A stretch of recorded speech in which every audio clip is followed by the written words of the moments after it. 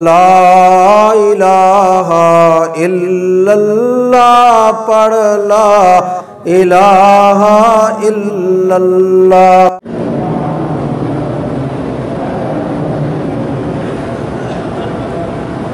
ہمیں گھر سے فون آیا ہے کہ عورتوں سے درود ابراہیمی کی تسبیحاں پڑھوا کے آنا، جن کی اولاد نہیں ہے وہ اس تسبیح کو پانی میں ڈال کر پانی پیتی ہیں تو اولاد ہو جاتی ہے۔ ماشاءاللہ، مرد سے نہیں ہوتی، اب تسبیح سے ہوتی ہے اولاد۔ پھر تو یہ 2-3 لاکھ تسبیحاں لے جاؤ، سب کا کام بن جائے گا۔ اِنَّا لِلَّهِ وَإِنَّا۔ اچھا، یہ آج میں نے نیا سنا ہے، کبوتر والا تو پہلے سنا تھا کہ دانے ڈالتے ہیں، اس میں سے جو نکالتے ہیں کہ وہ اولاد ہوتی ہے۔ ان کا عجیب بات ہے کہ خاوند سے اولاد نہیں ہوئی، کبوتر سے ہو جائے گی۔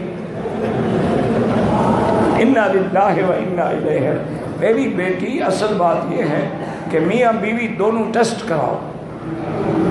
اب یہاں سعودی عرب میں قانون ہے، اس وقت تک نکاح خان نکاح نہیں کر سکتا جب تک کہ میڈیکل رپورٹ دونوں نہیں دیں گے۔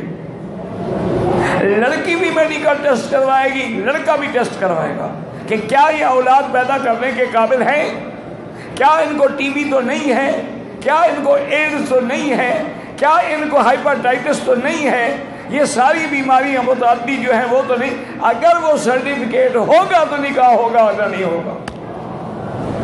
یہ تو ہمارے یہاں ظلم ہے نا، اپنی لڑکیوں کا نکاح کر دیتے، پتہ بھی نہیں کرتے کہ مرد جو ہے وہ اولاد پیدا کرنے کے قابل ہی نہیں ہے، اور پھر گلہ عورت پہ ہوتا ہے کہ یہ بدبخت ہے، اس سے اولاد نہیں ہو رہی اور دوسری شادی کر دے، اور وہ شریف بھی نہیں بتاتا کہ اصل تو قصور میرے اندر ہے۔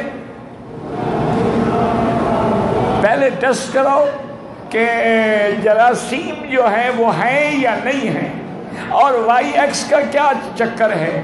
پھر اگر عورت میں نقص ہے، علاج بھی کراؤ، پھر سورۃ یوسف پڑھ کے دعا بھی کرو۔